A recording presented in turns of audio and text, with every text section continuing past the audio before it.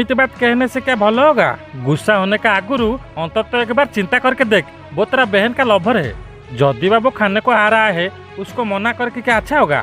अच्छा होगा कि बाल हिंदी कौच से दिन रानी परीक्षा बोझे से जो भाई खाया होता तुम देख न पुणी तो डाक कौच मो मार पिंड हूँ साई पड़िशा लोक खावाई से शला पाई नुह आ तुम सुराटू आसी भदलकी कर दरकार ना कालिया पैसा तुम बाल बदलके तुम पाख रख मो भौणटा सीटी ठिया होती तुमको मुझे बेस किसी कहींपार ना ना तुम हिंदी की बाड़े बांधी नाल फोपाड़ी दिखती।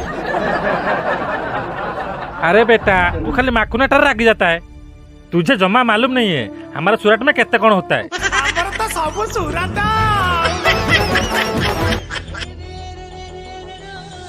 कह माँ तो भाई रो इज्जत इति बड़ ना से टोकर आसियाटा बड़ मु जानी तो भाई इज्जत तू देखिबू भाई मु ताको फोन करे डाकी देछि।